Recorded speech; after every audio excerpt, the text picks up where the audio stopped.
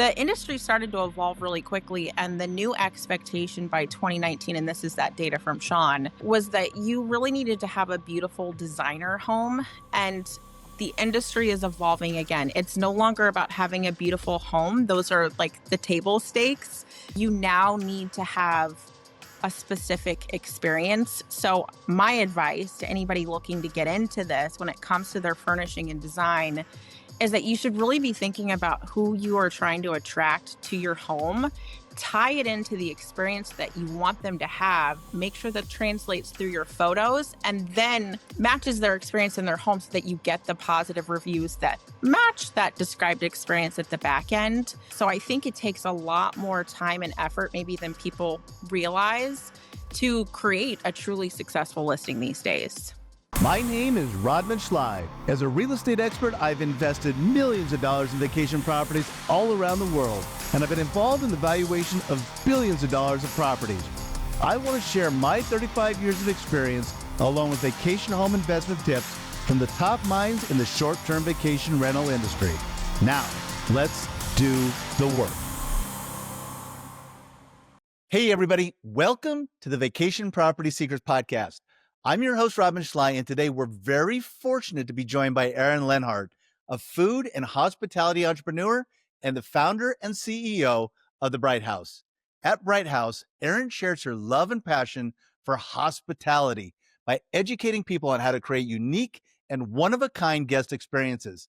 Erin uses her extensive background to take a hands-on approach to selecting each of her properties and then designing and managing them. I think we're going to get a lot of valuable information from this chat today. Erin, welcome to the show. Hey, nice to meet you. Thanks for having me on. Now, this is going to be great. You know, so many people get into this business, get into the vacation home business, and there's so many things that they don't even think about. And there's some really cool things that we're going to talk about today that are going to really help people elevate what they're doing or understand what they're getting into if they're buying their first vacation home. You're right. You get to learn something pretty much every day. For sure. Erin, tell us a little bit about your background so the listeners know what you do. Sure. So I have a background in food and hospitality startups. I've been hosting just for myself since 2014. And in 2019, I decided to go full time, started my business, The Bright House, have managed for myself. And then in 2021, I started managing for other people. So you're doing a lot of property management. And when you're doing your property management, I mean, people don't think, I mean, there's a lot of different ways to do property management. There's people who say, I want to do it myself. There's some people that say, I want this hybrid where I'll do part of it and have somebody else do part of it. But Yeah. then there's the people who go, you know what? I don't want to touch it. I want somebody else to handle it because it is a lot of work to be managing properties. You're right. One of the funniest, most classic things that you'll see in Facebook groups talking about Airbnb is I want an Airbnb so I can have passive income. Anybody who's been doing this for a while knows it is not passive. But that's why there's people like me for those who truly do want the passive income so that we can take all of that, frankly, hard, difficult work off your plate and put you in a passive income position.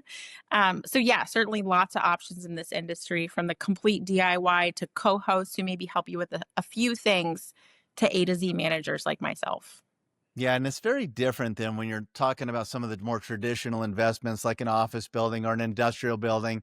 A lot of those times you can just get somebody in there, you get a 5-year lease in place. Every once in a while, you got to take care of something. But when you're talking about this type of property, it's every single day, whether it's somebody inquiring about renting the property or if Sure. it's somebody who has an issue and needs some help with the property or that water heater goes out or whatever it might be. Management is very, very different when it comes to this type of property.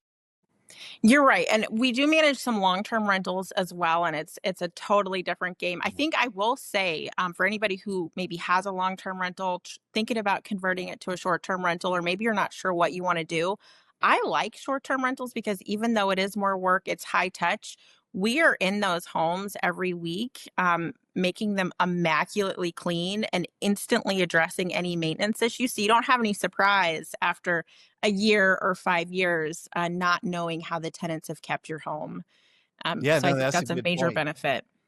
That is a good point because you do get some long-term tenants that are in there a long time, and then you get those surprises when you get in there the first time after 5 years and see how that house is held up with those tenants, and sometimes Yeah, it's not great or not. or Yeah. not. Yes.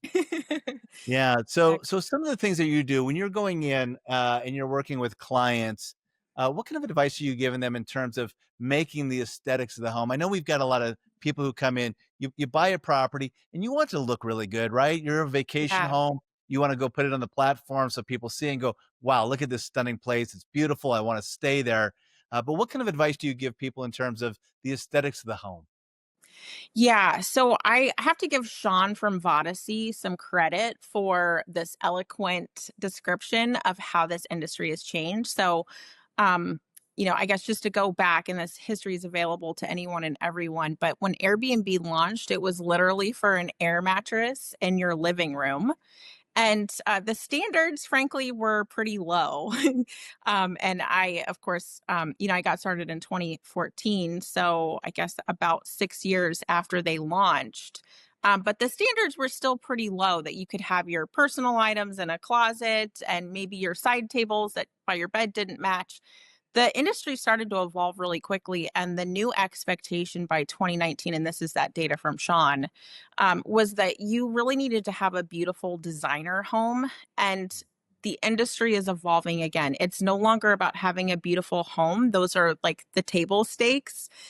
You now need to have a specific experience. So, my advice to anybody looking to get into this when it comes to their furnishing and design is that you should really be thinking about who you are trying to attract to your home.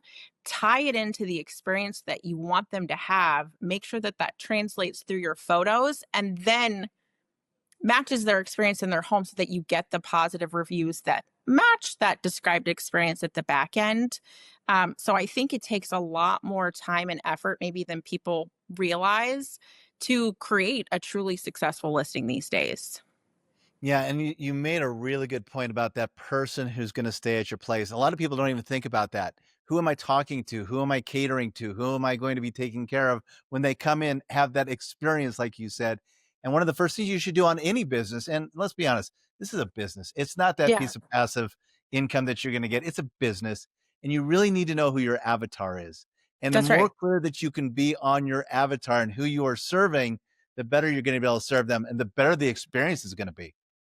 That's exactly right, and I'll give you an example. Actually, we welcomed our first guest on Saturday to a new home that we onboarded, and I think this is the fun part too, right? You don't need to make up some experience for some avatar that you know nothing about. In fact, I think a lot of homeowners will do really well to create and design an experience that matches like their own interests and delight. So in this case, we onboarded a home that belonged to an executive who had designed the home for himself. So he had an incredible home office, home gym, a place to relax in the back with pool, hot tub, putt putt.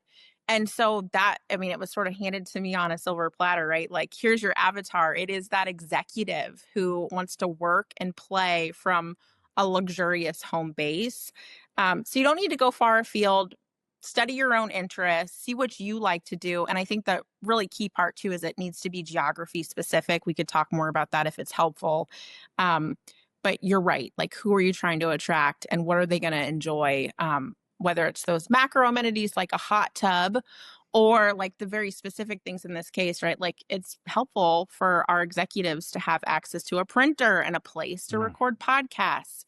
So take it down to the little details. Yeah, it's funny because 'cause we've got, my holdings down in Costa Rica are very Yeah. unique. It's kind of a retreat property, right? But one Yeah. of the things that we knew is, like, we don't put TVs in the units. Nobody wants Yeah. TVs. It's like, we don't come down here to watch TV. We wanna lay in the hammock, we wanna read a book, we wanna Yeah. do yoga, we wanna go to the beach. It's kinda like taking those TVs out of the units. I've never had anybody come to me and say, "Man, why don't you have TVs in your unit?" I think more people come to me and say, "We're so glad to be disconnected from everything this week." And it makes it the experience that they're looking for, they're gonna get that because we know who they are and what they want. That's right, and in a lot of ways, you would be creating a disservice for yourself to put those TVs in the bedroom, because now all of a sudden you've attracted the people that are like, I'm gonna watch TV in bed all day. And now they're looking at the rest of your experiences saying, like, this doesn't match. This is not what I wanted. Yeah, and let's be honest, these days when somebody comes in, if there's not a TV and somebody really wants to catch up on something, I mean, we carry our TVs with us and our Yeah. iPads and our or whatever. So you've got it whenever you want it, typically anyway. But why have it in there in the units when it's kind of like this is your opportunity to disconnect because who we know is going to be coming to our place. Correct. And we've speaking of which, we manage some off-grid cabins. And Mm. so in this case, right, it's literally off-grid. Like, you may or may not have cell phone service, but there's no Wi-Fi, no TVs. And in fact, all the power is from are from solar. So, like, please don't even bring a hair dryer. Because you're here to connect with nature. And most people get it, but when we get Mm. those inquiries that are like, like, "Hey, I need to, bring my laptop and work from home." It's like, "Oh, let's go back to the listing description because you're gonna have a poor time if that's what you're expecting." Well, and that avatar is very different than a lot of the other avatars of Yeah, properties that you're doing, right? So it's one of those things where it's like, it's okay. There's no one size fits all. But the beautiful thing about what we do is there's these incredible properties out there that all function in a different way. They serve a different purpose. They give people a yeah, different experience. And it's just a matter of how can I find those people that are looking for my experience? exactly. Yep, you got it. Yeah, and then if you also misalign yourself or what you're offering, and you're getting the wrong type of people in, you'll know about that too in your reviews. So I think when you are well aligned and you're getting people, you're getting your avatar to your place for your experience, you're going to come away with the 5-star reviews. Yeah, and I mean, I think you're making a really interesting point here, which is, certainly the reviews will tell you if you've misaligned the expectations with the actual experience that guests will have in your home. But there's another little nugget of advice is, like, do the work up front so that you're clearly setting expectations through the photos and the listing description so that you're actually attracting the people who truly want to have the experience that you're offering. Right. And, we always tell people because we've got it's a 5-star property because we always get 5 stars, but we Yeah. are not something that you're going to have your valet parking. You're not going to have your concierge. There's so many things that's different, right? It's still a 5-star experience for our avatar.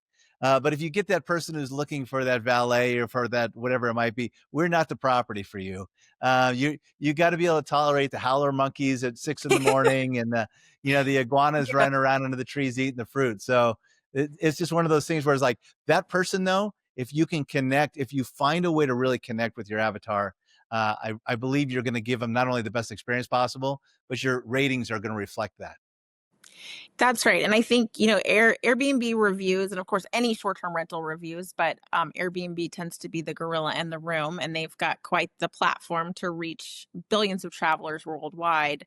But the reviews there are particularly interesting, right? Because it's not supposed to work on the same scale that, say, like Yelp reviews do. And I think really that is the core question is, did this experience meet your expectations? And if that's true, then you get a really solid 5.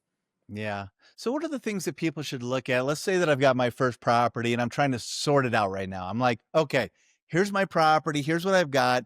I love it, but I'm going to try to attract this type of person. How do they start going through that process to figure out exactly what they have and then how they should put it into place that's really going to attract the people that they want? Such a great question, and an open-ended creative exercise that it can be a little bit daunting, and I can say that because I've helped homeowners go through this process, or as their property manager, I've run it. And so I think the number one thing is to start with the geography.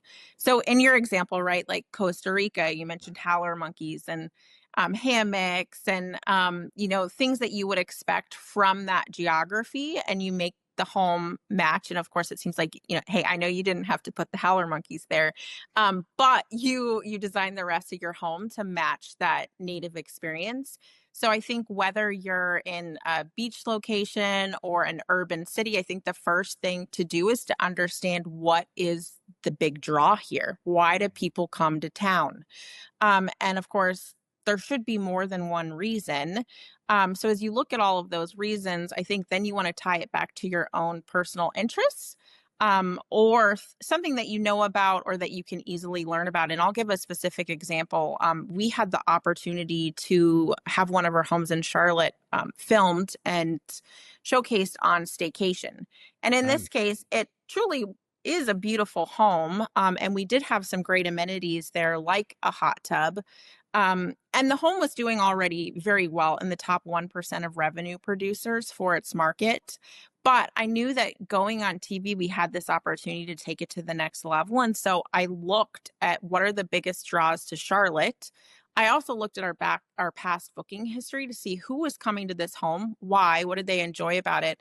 And I discovered that Charlotte, North Carolina is the US's second largest disc golf destination in the United Hmm, States. hmm. And so I took what was already a very beautiful, well liked home, and I added some additional amenities and some very tasteful art to position it as a place for disc golfers. And so in this case, it wasn't a tough exercise, but it was tying that geography back to the travelers. And I think you want to place this whole process within a little bit of market research. Hmm. So, right, like go look at your competition, figure out who else has it, if it's a four bedroom, like four-bedroom homes that sleep up to 10. How have they positioned themselves? Who are the top performers? And where can I carve out a niche? And I think that's where you can start to see a lot of great success. I hope you're all listening to this right now because we're talking about optimization, right? I Yeah. mean, so Erin has a property and it's doing really well. It's in the top 1% already. But then she had an opportunity to go in and go, okay, how can I make it better? How can I optimize? How can I find out what else we can offer? How can I go in and take it to the next level? Our whole thing, you're never going to just walk into a property and have it optimized at all times. Yeah. There's always going to be where you can improve or get better or find that market or find that next person. There's going to be all these different places that once you start really diving deep and doing the research that you're going to do very well. But I think one of the things that people don't think about is it doesn't always work that way. Most of the time when I'm coming into a market, I think, well, geez, I can buy the house, I'll throw it up on Airbnb, and then I'm just going to cash flow. I'll be taking wheelbarrows of money to the bank and life's good. Don't you miss those days? Yeah, you gotta they used to be a little bit easier, didn't they? Like, particularly during COVID. I mean, I know we had some real upside during the COVID era, but now, I mean, I kinda like it. I kinda like that the best operators, the Yeah. best business people in this space are gonna excel, are gonna do well, are gonna maintain, are gonna be here a long time. Well, the folks who are just kinda getting into it, not knowing what they were doing, not really caring, not putting in the energy, they're probably gonna be selling you and me their houses. You're totally right. Yep. Or selling us their houses, and then I love all of the local Facebook groups, and so I'm part of a bunch of them. And I weekly I see people who are selling all their furniture, and right, because it just didn't work out. And I think they just missed that key piece that you can't just put furniture in a home and put it on Airbnb Verbo, and be successful. Like you have to be very intentional about who you're going to serve, how you're going to serve them, and really how you stand out. Because when it comes down to it, today's travelers have so many options. Mm. Another staggering stat that I encountered recently is that on average, women spend, I think it's 4 hours searching for the Airbnb that they're gonna book, and I think men actually spend 5 hours searching Really? at it. Yes, right? And I have to say, I've been there, right? Like, I'm the one responsible for booking the trip, and I'm like, "Okay, like, I gotta get the right house," and you can spend hours and hours and hours trying to discover that right house that's gonna meet your group's needs. So if we, as the listing owners, can stop the scroll and have people instead feel like, I can't believe this house is available, instead of feeling like they're choosing between, four or five decent options, that's when you really start to win. Yeah, it makes sense. You said 4 hours for women, 5 hours for men, and I'm thinking through my own life and, I think about what I book, and I know that my wife loves it when I just kinda take care of everything. "Hey, you take care of the Yeah. all the travel, just get it set." But I also know she's very particular about where we stay, and so I could imagine that the men out there that are using that extra hour when they're looking at things, they're probably going, "Oh my gosh, I hope my wife likes this. I hope my family likes that." Because, a lot of times, we'll get to some places where you'll book something and it might not be up to your expectations or somebody will oversold you. And so I know for me, I always hate it when I take my family somewhere, take my wife with me, and then we get somewhere that's not what we thought it was going to be. And so that extra hour for men probably is a big deal. I think it is, and if I remember this correctly, the top 3 drivers for men are so you can tell us if this matches your experience. You wanna impress your friends or your Mm. family, right? Like, "Hey, look, I did a really good job of booking this place for us." Second is you're looking for bang for your buck, right? So you're willing to spend more, but you wanna make sure that at that price point, you're maximizing really the experience that you're gonna have in the home. And then the third thing, and I found this fascinating, and especially now watching our bookings come in, is that men are looking for the potential for a romantic encounter. And Mm. so that's where like special features like a soaking tub in the bathroom or like a large master or primary ensuite can be really beneficial for those men bookers who are traveling with a romantic interest or partner. Yeah, well, I will tell you, we usually take my kids, so the number Okay. 3 number 3 is usually pretty low Yeah, priority. It's pretty like, "Oh, low on geez." the list. Okay, so Yeah, maybe it more becomes for pretty the low on the buck. list. I guess maybe Yeah, when we travel alone, that's alright, but, yeah, but yeah, yeah, I could see all 3 of those things being very important for sure. But yeah, the thing about it is, I guess the overall thing that people need to understand is none of it's just simple. There are yeah. so many small things, and the small things really, really do matter. Every time somebody's searching through those listings, how you've put your listing out there, how you've described what you've got, how you've positioned yourself, how you're putting yourself in front of the right people, all that stuff matters significantly. And 10% can make a lot of difference in a cash Oh, flow. totally. And you're right. It comes down to all the little tiny details that ultimately impact the guest experience in a phenomenal way. And I'll just share something that had me yesterday, like shaking my head and saying, I should have known better. So we have like a 300-point onboarding checklist. So we go through every home and we're testing everything, fixing any maintenance issues, setting up that guest experience very intentionally, like room by room, drawer by drawer.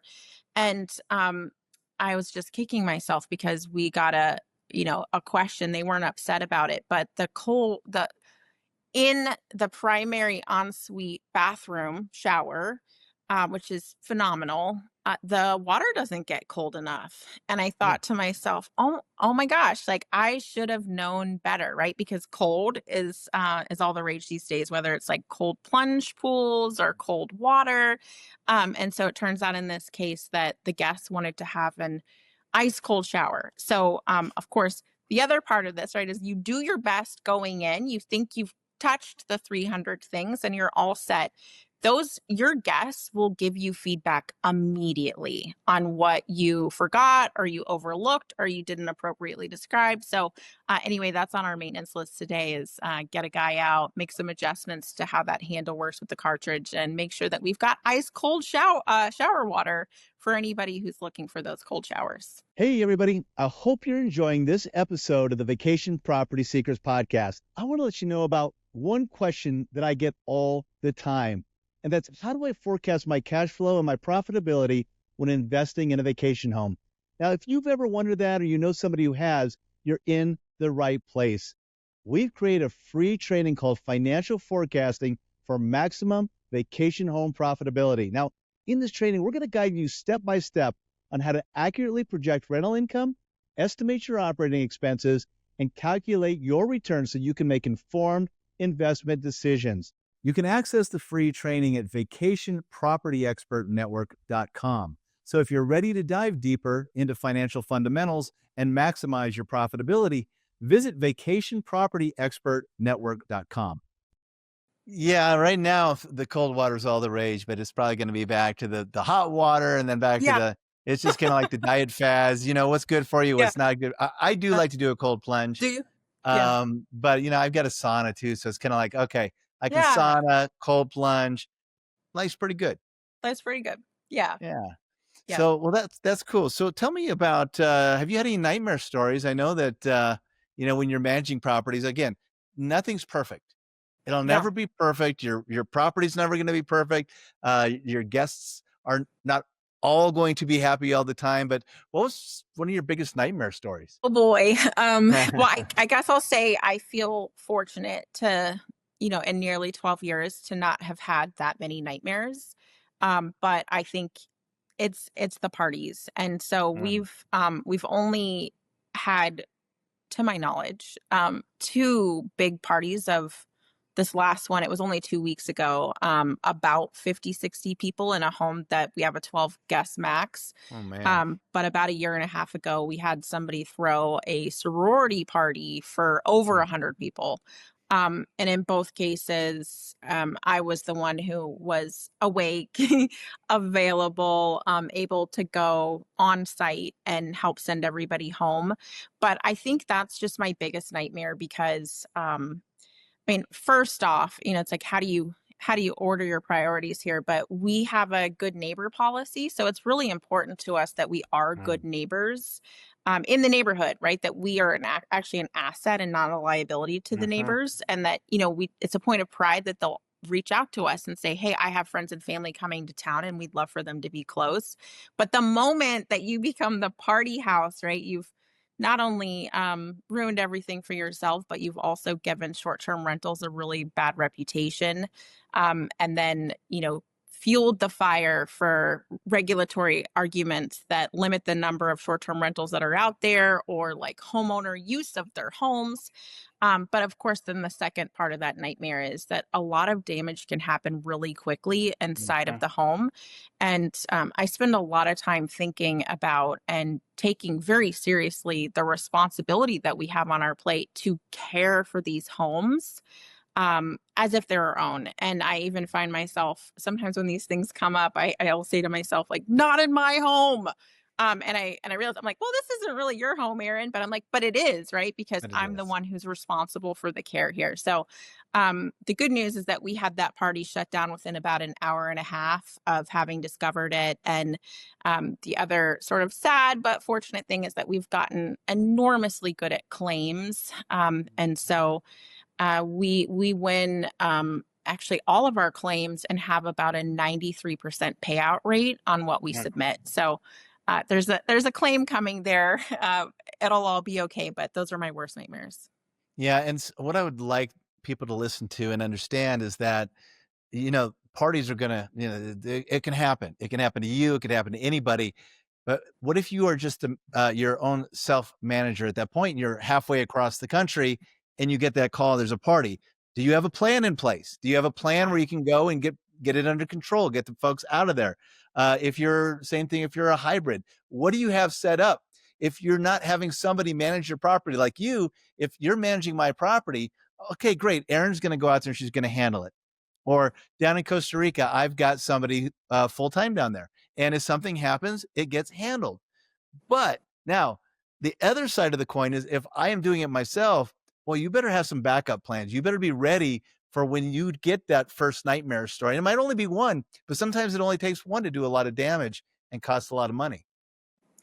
You're right, and I think I will add this too. It's such good advice to have your contingency plan in place. But I would say too, one of the best things we've done for ourselves is start to put preventive measures in place.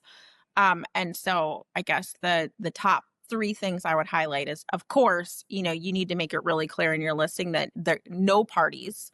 Mm, Unfortunately, in this case, we said it 10 times. And this person decided to have a party anyway, which will also happen. Um, Cameras. I think going back, I never wanted to feel like I was spying on our guests. And I didn't have like doorbell cameras or backyard cameras, but now we do because we know that stuff can happen. And that then the third piece is that in our larger homes, we put in noise monitoring devices that mm, also have occupancy alerts. And so I have a 24/7 team. They at nighttime they're checking our cameras, they're watching for those alerts so that the moment something is off, we are ready to respond. And I'd say the small cost of putting in a ring doorbell or whatever camera you prefer and paying, I think their price just went up like $150 $180 a year for a minute subscription just to have the peace of mind and then to be able to respond really quickly is worth every penny. Oh, yeah. No, no, without a doubt. And I would tell people all the time, and I know that like interior cameras are kind of a no-no, but the exterior Correct. cameras and such, it's they're priceless. And I mean, we had an instance down in Costa Rica, and our property does incredible. We've got on-site management. I got people there all the time. Yeah. But we had a tenant who came in and basically said, "Hey, we had somebody come in overnight and steal from us." It's like, well, oh my gosh, did they? Where did they come in? It's like, well, they didn't break in. It's like, okay, and it's like, well, let's go look at the we're going to go look at the camera footage and see who entered the premise. And they said, well, the night before we turned up all the cameras because we didn't want the exterior cameras, and then they came back and said they had 2 laptops and an iPad stolen, and they said that it was $13,000 in damages. You're gonna pay me 13,000. So they were trying to fleece me Yeah. basically. But the fact of the matter is we did have the cameras, we did have safes in the property. We've never, ever, ever had an issue there because it's a very Yeah. safe environment. But people can be a little bit malicious and they can be a little bit sneaky. So you just got to be careful in a lot of situations. You are right. I think at the end of the day, right, this is even though we're talking about homes and experiences in those homes, at the end of the day, this is a people business. Mhm. And I feel really fortunate. Most of our guests are absolutely wonderful. Yeah. But there are the scammers and the fraudsters and The one people out of come along. 1,000. I mean, it's Yeah. such a low number Yeah. that is ridiculous, but there's Yeah. that one person who always tries to get over on something, or Yeah. and that's just life in general. It's not just True. vacation homes. It's just, every time you go interact with people, you're gonna get that one out of 1,000, one out of 10,000 that are just gonna be, somebody who you go, "Okay, I don't know about this person." That's right. Yeah. Yeah. So what about let's talk a little bit about just some management tips that you Okay. would give people, whether they're going to bring in a third party manager like you, or they're going to do a little bit of management themselves, or the hybrid. What are some really good tips you would have for people in managing their properties? Yeah, so I think the very first thing is to get really clear on what it is that you want to do versus what you want a manager to do. So if you're going to do the whole thing yourself, then fantastic. You've answered the first question. But in the cases that you're going to have a co-host maybe help you with some messages, or maybe schedule your housekeepers for you, or you want to hire somebody who's going to do full service, put you in that passive income position, get really clear about what that looks like. um, I have done sort of that like hybrid partial management, and at the end of the day I decided it wasn't for me because I want to be 100% responsible for the guest experience, and really we're looking to deliver a five-star experience every time, which means I need to control the process from start to end. So, which is why we do everything. I think that these cooperative models can definitely work as long as you're clear about who is responsible for what. Uh, So, I think that's the first piece of it. And then I guess after that, I think, well, I'll say this, right? Even if you're going to manage yourself, you are not going to be able to do it without a team. Um, I suppose we could have somebody, right, who maybe they bought the house next door and they're going to go do all the cleaning themselves and they're going to stock the supplies. Like it's possible, it happens. And some people can be really successful with that. But assuming you're going to have other people on your team, I think get clear on expectations and how this is all going to work as a collaborative endeavor. yeah. So I think the biggest thing you said there overall was expectations. You're right. Yeah, Setting we the were talking about that all expectations. day. Yep. Setting the expectations right up front, right? Because Yep. you don't want things to go unnoticed. You don't wanna I mean, you cannot afford these days to not have anything other than a 5 star. You gotta have 5 stars going, otherwise your property's gonna that superhost status or whatever you might have, in terms of your overall platforms, is gonna really suffer. Yeah. And my manager, I mean, she's phenomenal. She's exceptional. She's just incredible. And luckily, when I bought the property, she was already in place, and so I got I won the lottery with her, let's just put it Yeah. that way. But every time we get up, we celebrate every 5-star that comes in. I don't care how small the write-up is or how small the review, but every time that 5-star comes in, we celebrate it because it's so important to make sure that you are exceeding people's expectations when they hit your property. Yeah, you are right. We do the same thing. We screenshot our 5-star reviews and we send them out to our housekeepers because Right. I think housekeeping can be it's one of the most important and also the hardest job. Right. And our entire business depends greatly on it. And sometimes, because housekeepers are just people too, sometimes they make mistakes and we have to give them some negative feedback. So, in order to make that part of the conversation a little bit easier, we make sure to send out all those 5-star reviews, especially the ones that mention cleanliness, so that our housekeepers can see just how important they are to this entire operation.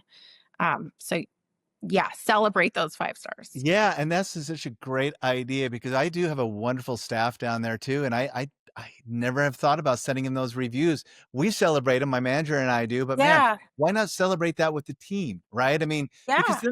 then that increases that pride. It increases next time they're going to want to do just as good or they're going to want to do better because they're getting that feedback of, "Hey, you did a great job. Here's 5 stars." That's right. So, I mean, hey, maybe you can do it or maybe your manager can do that for you. And really for herself, because you're totally right.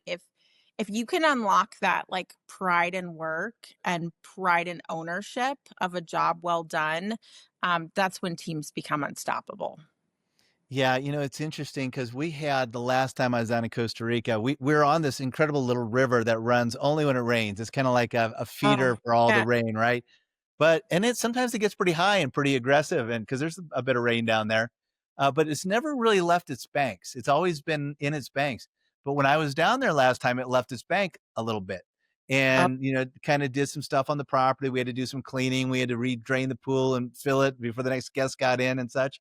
But, and thank goodness I was down there. It was when I was visiting, so it made the process a little bit easier. But I remember one of my workers down there, she was standing there and she came in that next morning and she's so connected and so loves the property that she started mhm. to cry, right? Oh, yeah, And I was like, "Oh my gosh, how incredible is it that I have somebody who cares about my property enough that it's like her property. It's like her home. She cares about it that much." And I think anytime that you can bring your entire team into the equation and really celebrate with everybody, that makes a lot of sense where it would just be one of those things where you want people to care about the property like you do. And it's almost impossible to do that for somebody who's not financially invested or what have you. But man, when you find those people, celebrate with them.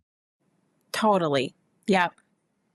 Yep, those are the gems and the keepers, and I think they're absolutely necessary to delivering that 5-star experience every time. You can't have people in those key roles who, see something that's dirty or damaged and have them just walk past it. Yeah. What kind of advice would you give people? Let's say that they're just coming in and they're thinking through management and what that's going to Yeah. look like. What kind of tips would you give them as they're starting to sort things out for themselves? Meaning they want to hire a manager, or they're just thinking about, like, "How will I manage this process from end to end?" Yeah, I'm thinking about like if they're weighing it out. Okay, I could manage it myself. I could hybrid it. I could put it 100% to somebody else. They're sorting all that out for themselves and they maybe don't know. I mean, some people maybe they're built for it, but there's other people that just maybe aren't. How do you start dissecting that process? Yeah. Okay. So I guess I would say, as somebody who initially started as her own manager and then now I manage for other people, I would say, and tell me if you agree with this. I think short term rentals, and short term rental problems are a very particular kind of pain in the butt. Um, and so if you're going to be good at this, like, you have to 100% like solving problems Mm. and dealing with people, because they're you're going to have a video that shows them exactly how to use the coffee maker, and you're going to have written instructions. and they're not going to get it, and they're going to call you and they're going to be angry that they can't work the coffee maker, and you frankly you need to pick up the phone and say, I'm so glad to hear from you right now and I can't wait to help you solve this problem. So if you're not ready to do that, then I think you should be thinking about hiring some help in the management process. The other piece of this is, is it is a 24/7 business. Now, Mhm, fortunately, most of the messages come in during daytime hours, but they don't always. mhm, And so you need to also, I think, have a contingency plan for like how you're going to deal with that, knowing that maybe somebody just is arriving at 3 in the morning. And even though like you've got really clear instructions on how to use their lock, they just can't figure it out, and they're not going to get into your home, and they're going to say it's your fault, and next thing you know you've got a cancellation and a full refund. So are you, really from like a heart perspective, right? Because anybody who also gets into this, right, and they've taken the time to set up a home, they're probably going to feel proud of it and kind of attached to the whole thing. So are you ready for like the disappointment and the heartache that like something went poorly and now you're being blamed for something that maybe was out of your control or wasn't really your problem? So I think if you don't have the mindset and the attitude and that almost like servant mindset that you're here to mhm. serve the guests, and whatever comes up with a positive attitude, I'd say be really careful managing it yourself and think about, how can you hire somebody to do this for you? If you're sure that you really love homes, you really love solving problems, and you really love people at their best and at their worst, then I think my best advice is to stay in your own home. We call them sleep throughs. So stay there. Make sure that you fully understand the experience, all of the quirks of your home, and that you have documented everything, and that you're ready to answer those specific questions and solve those problems, knowing that you're gonna miss some stuff, just like I missed the cold shower, that I wasn't anticipating somebody wanting to have. So, and then I guess the last piece of that is, like, have that flexible mind to realize too that, you're gonna think you saw everything and then you're gonna see something else. Do you have it in you or do you not have it in you, I Yeah. guess? If Yeah. you're really good at it, I mean, some people are really good at Yeah. it, then great.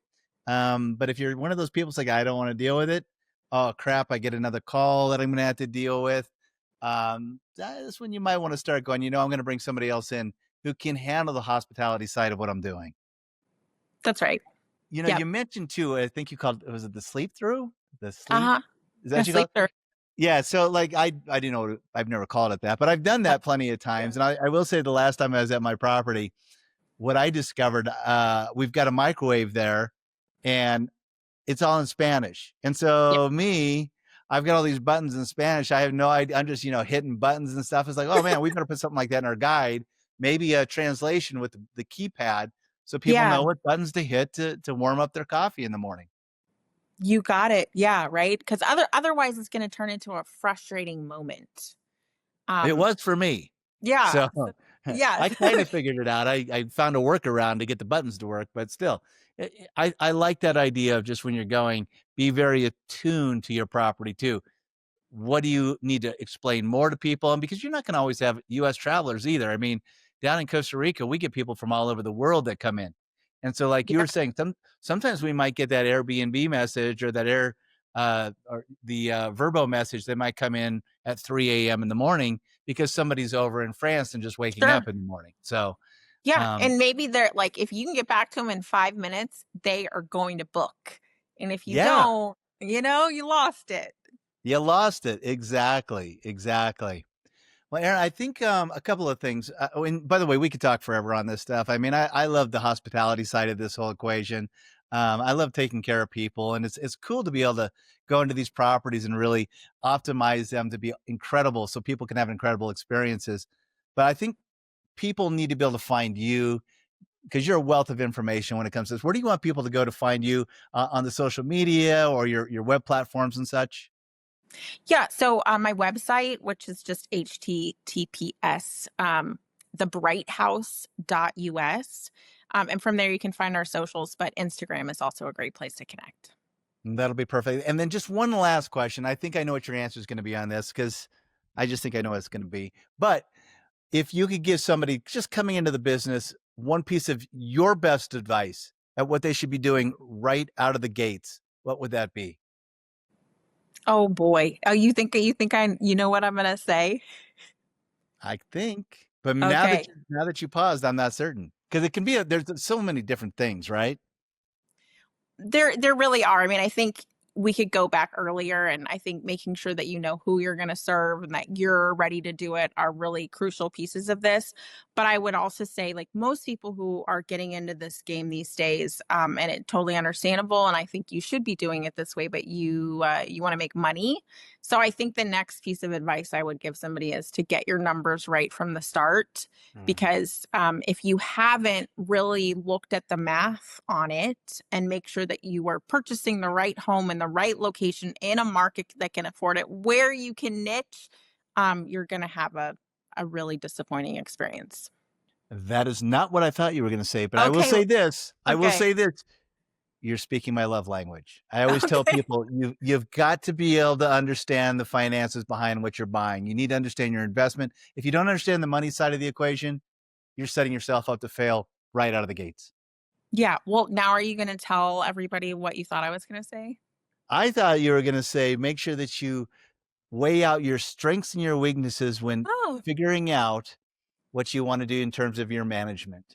total. And Yeah. which is always that's another just good piece of advice. Is we're going to give people a twofer on this one. Great. Erin, thank you so much for coming on today, and I just appreciate you coming on. We need to collaborate a little bit more because I love what you're doing. I look forward to it. Thank you for having me. Thanks, Erin. Thank you for tuning in to this episode of the Vacation Property Secrets Podcast. If you enjoyed the show, we'd really appreciate it if you could leave a rating and a review on Apple Podcasts or Spotify. By leaving a review, you not only support the show, but you also help others find and enjoy it just like you did. Also, please share this episode with somebody who could benefit from it. And if you're aiming to build a short-term vacation rental investment business that's based on strong investment fundamentals and not just emotion, I'd love to invite you to a free training that I'm hosting. It's my financial forecasting for maximum vacation home profitability training, an on-demand video course that's completely free. It walks you through the investment fundamentals to build and scale your short-term vacation rental business. You'll also learn how to estimate investment income and your operating expenses to build a projected pro forma operating statement and the potential NOI and return on investment for your property. Just go to vacationpropertyexpertnetwork.com to get access to your free training. We'll see you next week for another episode of the Vacation Property Secrets Podcast.